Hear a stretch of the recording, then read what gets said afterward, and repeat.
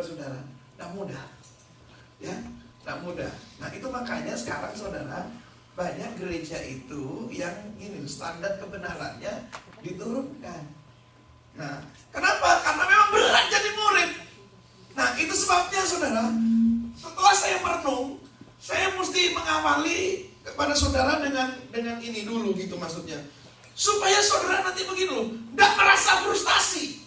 Banyak orang Kristen sekarang, anak Tuhan, merasa frustasi karena begini. Kita disuruh jadi seperti Yesus, tapi tiba-tiba ngomong begini di hatinya, mana bisa ya? Nah ini persoalan besar. Sepertinya di mata Tuhan kita harus naik ke puncak gunung, tapi di mata kita mana bisa gue naik ke sana? Nah kalau ini kan kita tidak punya sebuah keyakinan yang kokoh bagaimana bahwa saudara itu bisa menjadi muridnya Yesus. Karena murid itu kata Alkitab harus sama dengan gurunya. Nah, saudara mesti tahu, makanya setelah saya merenung, saya mesti taruh kira-kira 2-3 sesi di awal ini saya di daerah yang rada umum dikit dulu, gitu loh. Ya, supaya saudara tak kasih tahu. Yang paling pertama saya kasih tahu hari ini, mari buka Yohanes 1. Yohanes pasal 1, kita akan membaca ayat 1 sampai ayat yang ke-14 dulu. Ya,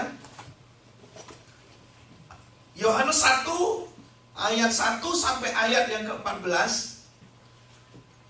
Ini kelihatannya apa tulis ya? Iya. Iya, bisa ditulis, bisa tulis. Bisa. Ada pulpen sana. Ya. Ya. Saya tuh soalnya saya itu pengajar Bapak Ibu sekalian. Percayalah, saudara mau duduk terus 3 hari gak berhenti saya kuat ngomong. itu passion saya gitu ya. Aduh. Itu ya waktu saya terima WA dari Bu Deborah, istri saya lihat, gila 3 hari. Tenang aja, saya bilang itu masih sedikit kalau 3 hari. 1 hari cuma 3 sesi ya. Saya itu udah terbiasa minimal 6 sesi itu biasa gitu loh. Tenang aja ya. Tergantung saudara kuat gak dengerin itu saja. Ya, mari baca Yohanes 1 ayat 1 sampai ayat yang ke-14. Nah, lewat ini saya ingin tunjukkan bahwa saudara itu bisa gitu loh. Karena apa? Karena ini yang saudara mesti tahu, di dalam saudara itu ada apa itu loh. Nah, sambil sedikit karena ya di sini sebetulnya potensi besar untuk kita menjangkau jiwa-jiwa yang dari Indonesia, gitu kan ya. Nah, itu sebabnya nanti saya ingin kasih sedikit buat saudara kesulitan-kesulitan apa. Kadang-kadang kalau kita menginjili rekan kita, teman kita yang muslim, gitu loh. Nah, ada beberapa hal yang memang menurut saya begini loh. Ya, dari kita ini yang kadang-kadang salah gitu loh, nggak paham gitu loh. Kita baca dulu ya, Yohanes 1 ayat 1 sampai ayat yang ke-14. Sudah? Satu-satu ayat yuk, pelan-pelan baca sama-sama. 2, 3. Pada mulanya adalah firman. Firman itu bersama-sama dengan Allah, dan firman itu adalah Allah. Kalau baca pelan-pelan sambil dinikmati gitu loh. Ya. Supaya ini kan kita nggak baca orang. Nah, sekarang itu kalau di Indonesia Anda dilatih baca cepat. Nah, firman itu nggak bisa baca cepat, mesti direnungkan kayak dikunyah pelan-pelan supaya kita kata per kata saudara bisa paham gitu ya. Nah, saya belum pernah ngajar bagaimana merenung firman. Belum ya? Belum. Nah, siapa tahu nanti kesempatan ini saya kasih buat saudara bahwa kalau merenung firman itu mesti ya kayak sekarang ini kan kalau ngomong makan ya makan ya. Nah, tadi bilang nggak boleh makan di luar. Di sini banyak makanan gitu. Kalau makan, kata orang Indonesia, ilmu kesehatan Indonesia mesti berapa kali dikunyahnya? 32 ya. Nah, cuma karena sekarang ini kita sudah modern, kita ngomong kelamaan kalau 32. Gitu lah kita. Ya, tapi kalau Alkitab nggak bisa. Nggak bisa. Karena mesti teduh gitu loh. Ya, makanya baca pelan-pelan gitu. Jangan kayak mau kejar setoran gitu loh. Pelan-pelan ya, coba sambil kita membaca diimajinasikan ya, pelan-pelan. 1, 2, 3. Pada mulanya adalah firman. Firman itu bersama-sama dengan Allah, dan firman itu adalah Allah. Ia pada mulanya bersama-sama dengan Allah. Segala sesuatu dijadikan oleh Dia, dan tanpa Dia tidak ada suatu pun yang telah jadi dari segala yang telah dijadikan. Dalam Dia ada hidup, dan hidup itu adalah terang manusia. Terang itu bercahaya di dalam kegelapan, dan kegelapan itu tidak menguasainya. Datanglah seorang yang diutus Allah, namanya Yohanes. Ia datang sebagai saksi untuk memberi kesaksian tentang terang itu, supaya oleh Dia semua orang menjadi percaya. Ia bukan terang itu, tetapi ia harus memberi kesaksian tentang terang itu. Terang yang sesungguhnya, yang menerangi setiap orang, sedang datang ke dalam dunia. Ia telah ada di dalam dunia, dan dunia dijadikan olehnya, tetapi dunia tidak mengenalnya. Ia datang kepada milik kepunyaannya, tetapi orang-orang tidak menerimanya.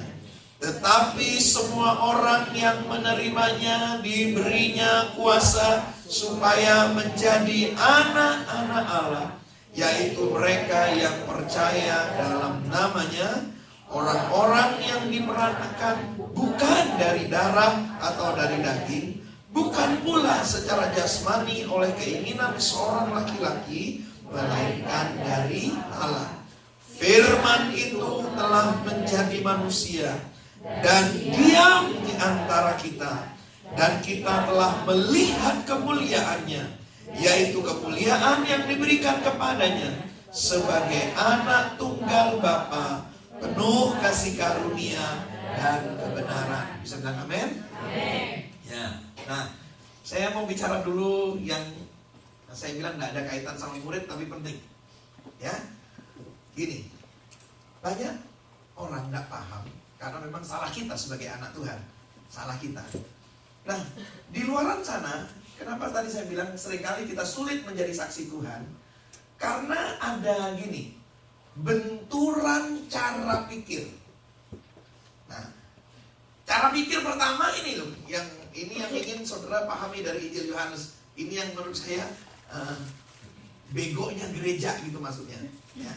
Gini, di luar sana orang Muslim itu percaya Allah itu berapa? Orang Muslim percaya Allah itu berapa? Satu. Tapi yang jadi persoalan, orang Kristen ngomong Allah itu nggak ketemu kan? Betul? Nah, pertanyaannya, Allah itu 3 apa 1? Orang Kristen bilang Allah kita 3. Sebetulnya Allah itu 3 apa 1? 3 menjadi 1 terima. Kopi.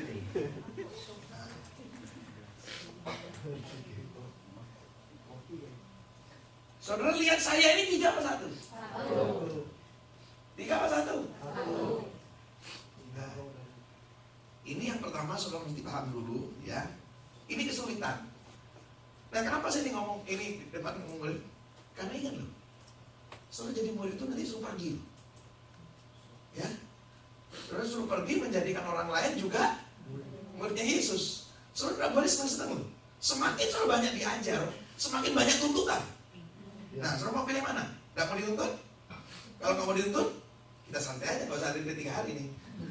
Loh, karena saudara 3 hari ini akan mendengar banyak. Nanti kalau saudara nggak lakukan, ini bahaya besar, tuntutannya banyak. Lebih baik nggak tahu apa-apa, ada banyak tuntutan. Tapi semakin saudara banyak tahu, semakin banyak tuntutan. Hati-hati, karena begini, ada beberapa orang, ada kelompok cowok begini, senang aja dengan pengajaran gitu, senang terus. Loh, saya di Indonesia juga ada kelompok orang yang senang mau belajar terus, tapi ya sudah cuma senang belajar aja. Tidak itu targetnya seorang murid. Nah, jadi kenapa saya dikasih tahu di depan? Karena nanti saudara mesti pergi.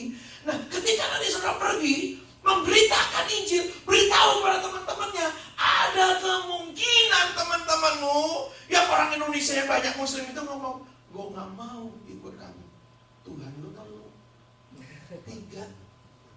Nah, enggak. Tuhan kita itu satu.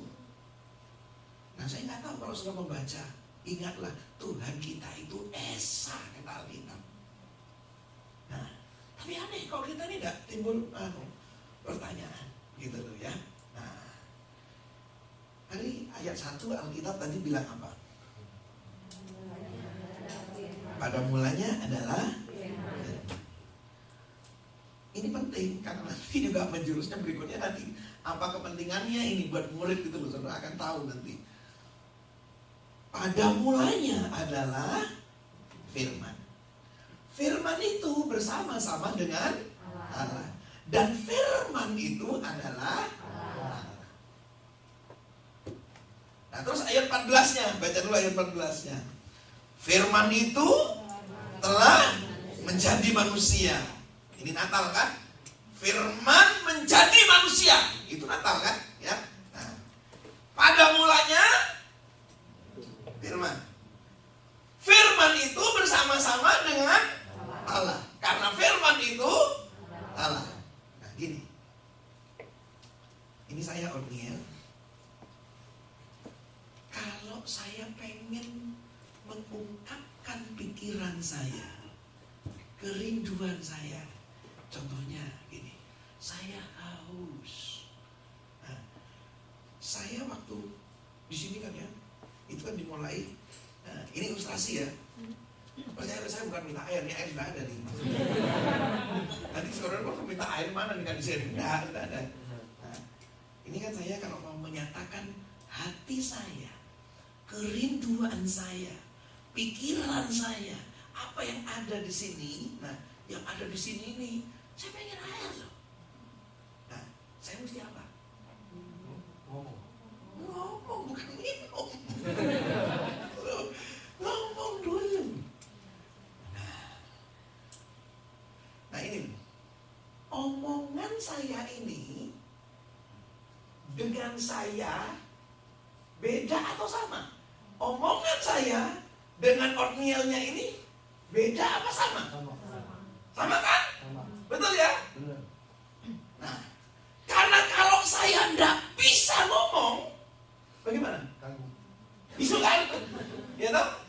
Artinya kalau saya tidak bisa ngomong, saya akan penuh kesulitan mengungkapkan hati saya, mengungkapkan pikiran saya, mengungkapkan kerinduan saya. Betul? Nah, sekarang saya masuk. Demikian juga Tuhan. Tuhan itu juga punya firman. Ya toh?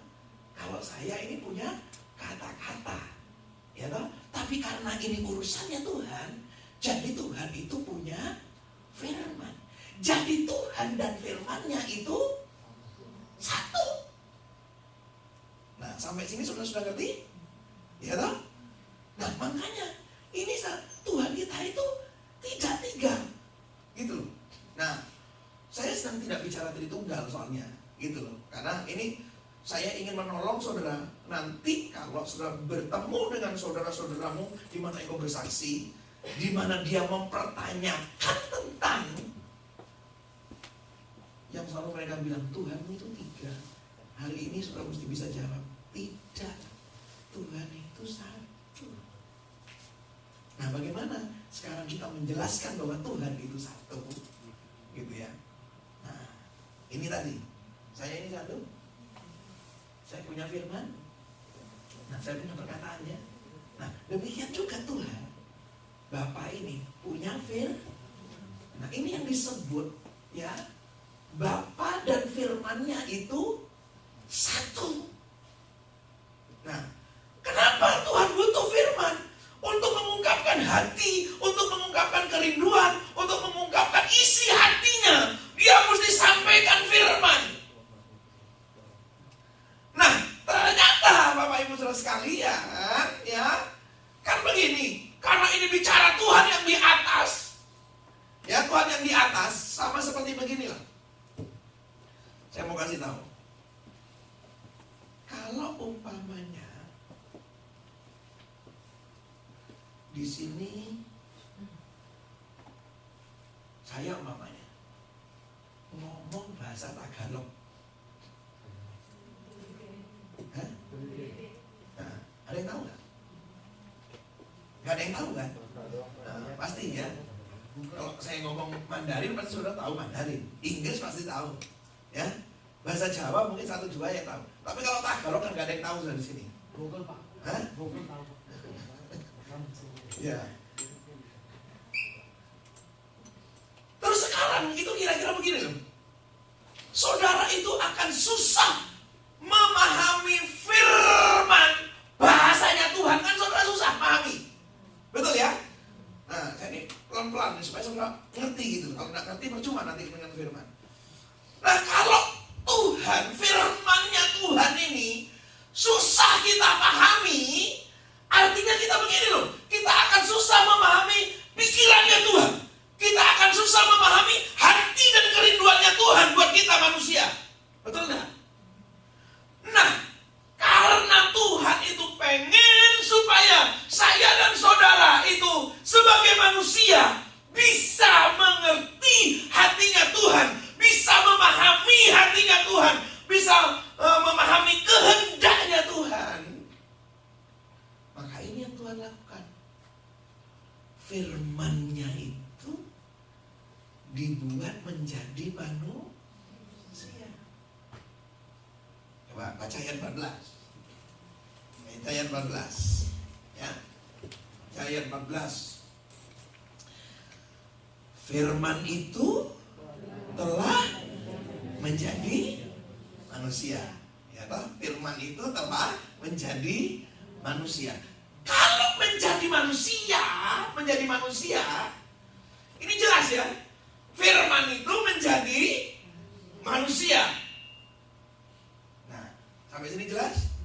Nah, pertanyaan berikutnya, apa yang membedakan manusia sang firman ini dengan manusia kita? Coba. Kalau saudara tidak paham di depan ini bahaya, ya.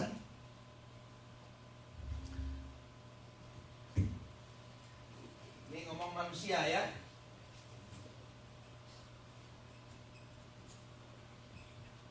Ini saya tulis lagi manusia. Nah, tapi manusia ini yang firman. Ini kan bukan. Bisa kelihatan tak warna merah? Kelihatan.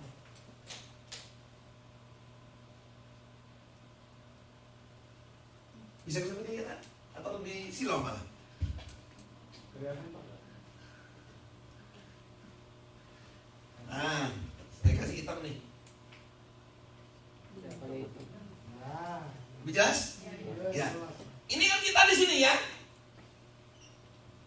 Nah, apa yang membedakan dulu manusia yang di sini, yang firman ini, dengan manusia yang saudara ini? Dosa. Coba. Ayo semua saya ajak kita berpikir bersama supaya kita pintar. Ada yang bilang tadi dosa. Maksudnya apa dosa?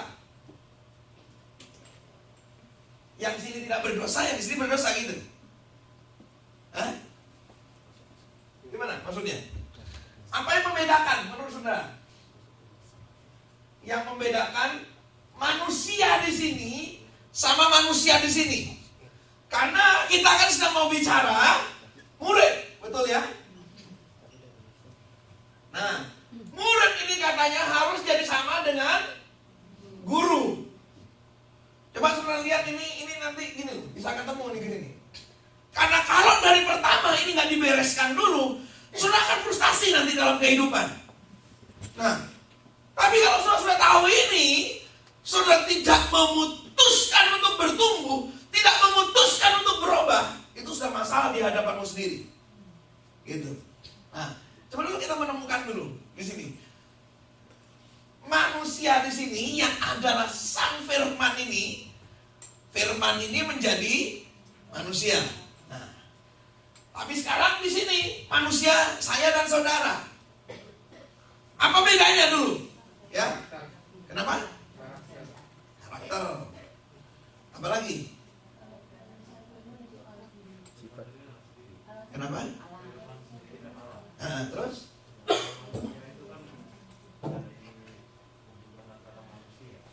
Gini loh, wis lah. Saya daripada panjang-panjang. Satu saja sebetulnya seperti kita ngomong manusia ini. Gini aja kan. Ini kan faktor gennya Beda. beda. Betul dah? Iya tak? Yap. Nah, ini loh, gennya ini beda. Ini gennya Tuhan, ini gennya manusia. Nah, kalau saudara tidak memahami, akhirnya bisa frustasi kita di sini. Bagaimana mungkin saya sebagai manusia disuruh sama dengan gurunya, padahal guru di sini ini siapa?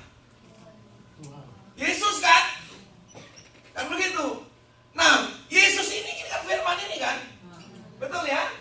Nah, stop dulu saya supaya tidak lupa menjelaskan Tritunggal tadi itu. Ya. Jadi Tuhan kita itu kata Alkitab itu Tuhan itu Esa. Nah, Esanya di mana?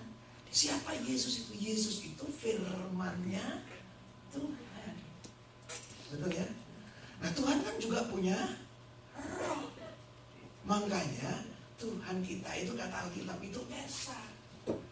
Gini loh, ini yang saya sudah banyak pelajari. Makanya seringkali suka terjadi kebingungan, agak susah.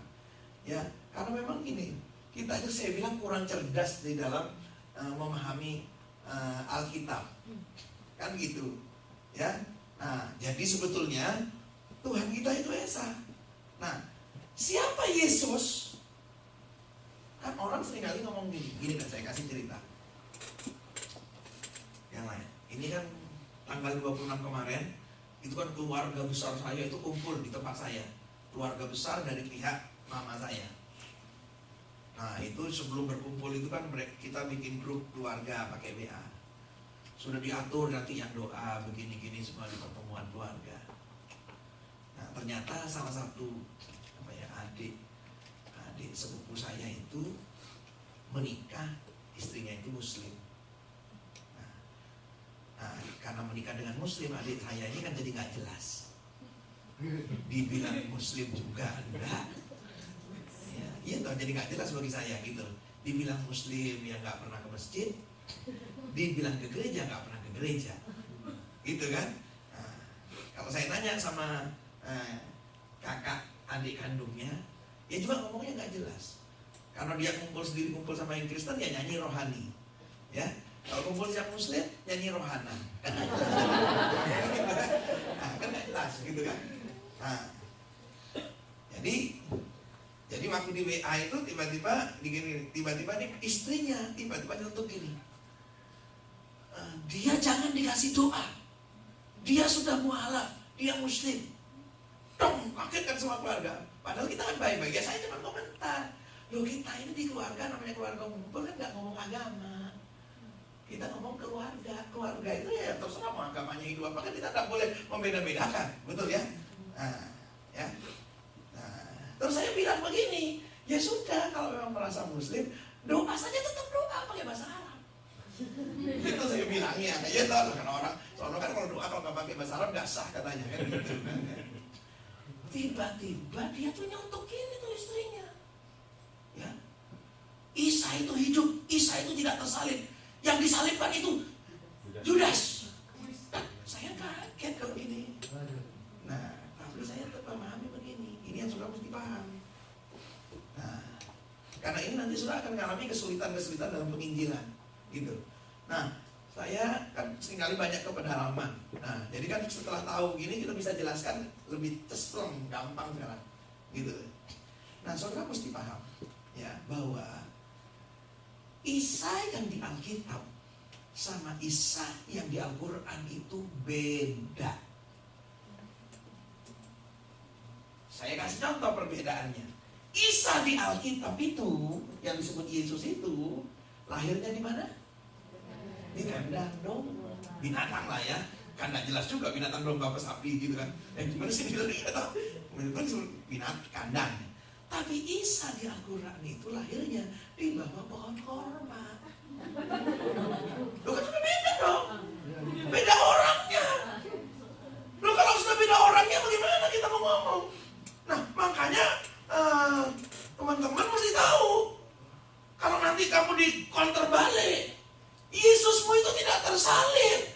Yang tersalib itu Yudas yang menyerupai Yesus. Saudara mesti bisa jelaskan. Jangan bilang iya. Jangan-jangan orang itu bingung juga. Yesus apa Yudas yang tersalib? Repot malah saudara sendiri gak yakin sama Alkitab. Nah, tapi tidak cuma karena saudara tidak yakin sama. Tapi kan kalau saudara mau berdebat, Alkitab bilang ini. Kan tidak baik saudara mesti tahu juga sana. Nah sekarang kalau saya tadi saya jelaskan, saya langsung ngomong. Loh tunggu dulu. Mari kita duduk. Yudas yang kamu, Isa yang kamu maksud itu beda dengan Isa kita di Alkitab. Jadi Isa yang kamu maksud itu lahirnya di bawah pohon korma. Tapi Isa saya itu lahirnya di Bethlehem, di kandang binatang. Ya terserah kalau menurut kamu itu Isa tidak tersalib, yang tersalib Yudas. Terserah itu kitabmu bukan kitabku. Aku lebih percaya kitabku. Paham? Itu ya. Nah,